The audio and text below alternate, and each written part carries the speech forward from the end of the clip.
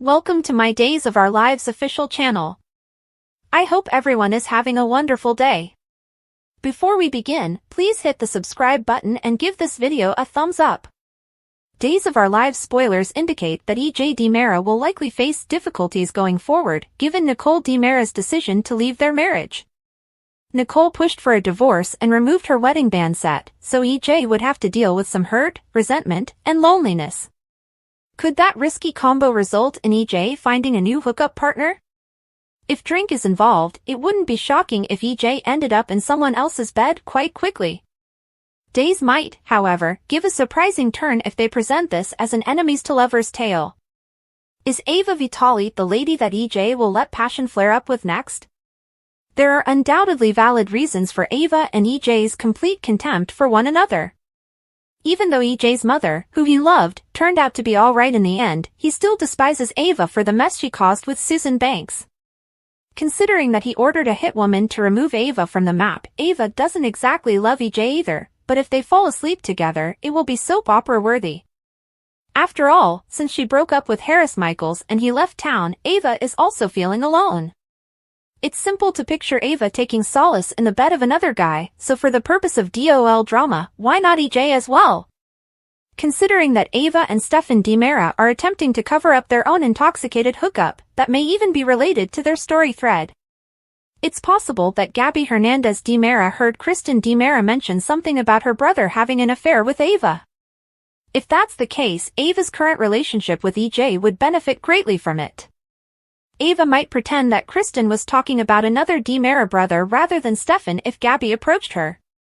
Naturally, if Ava and EJ become closer, he might end up discovering her secret and ruining Stefan and Gabby's marriage.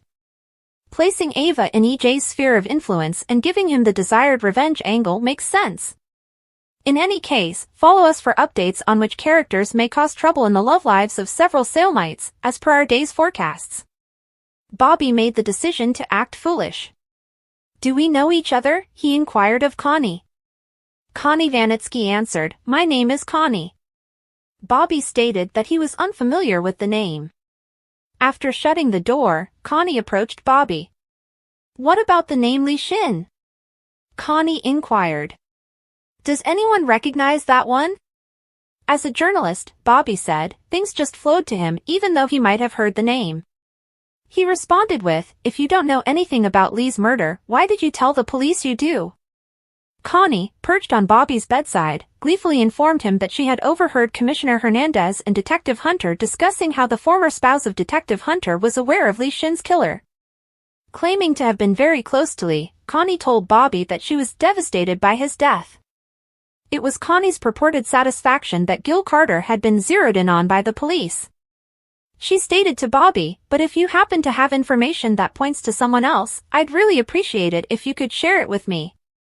Sorry, I'm afraid I can't help you, Bobby retorted. Connie informed Bobby that she thought he could want a clue and that she had a suspicion he wouldn't be forthcoming. You wouldn't have been talking about me, by any chance, would you? Connie questioned, taking a slight step toward Bobby.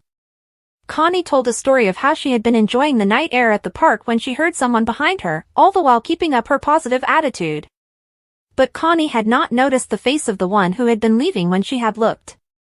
According to Connie, she had questioned whether Bobby was the person she had seen after hearing the two police officers converse.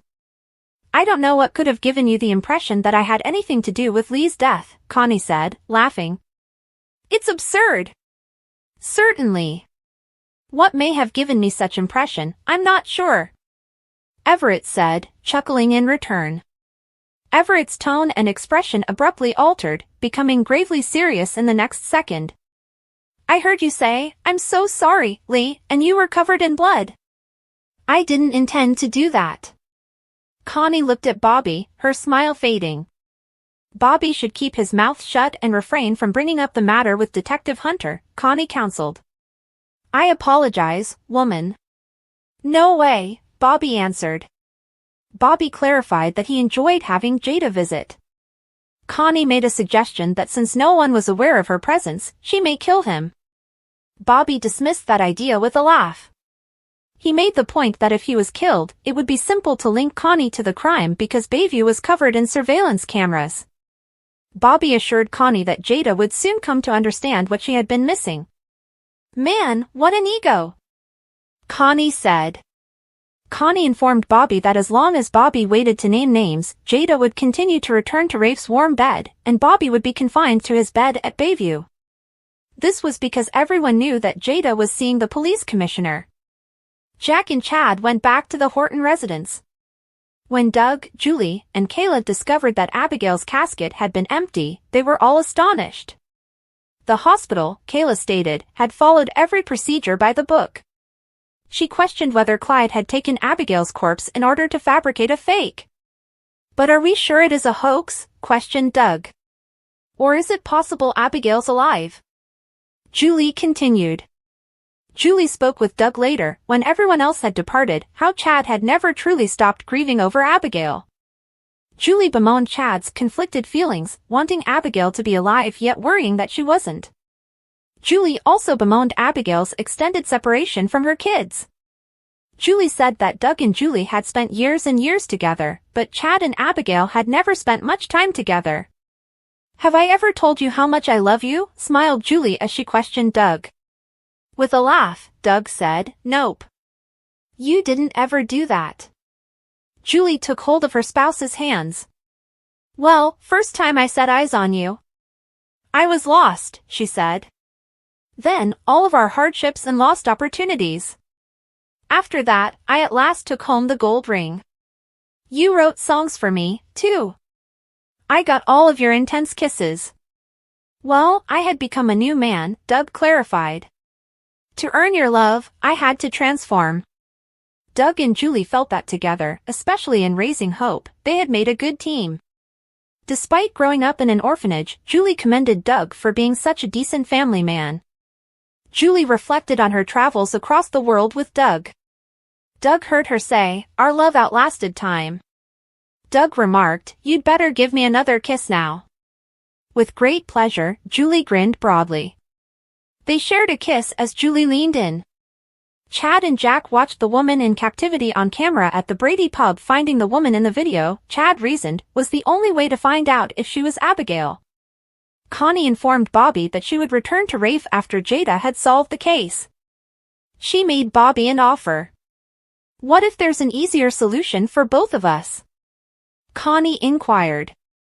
"Like what?" inquired Bobby. Connie responded, "You keep my name out of this, and I'll take care of the commish." Connie informed Bobby that she would return to Rafe after Jada had solved the case. She made Bobby an offer.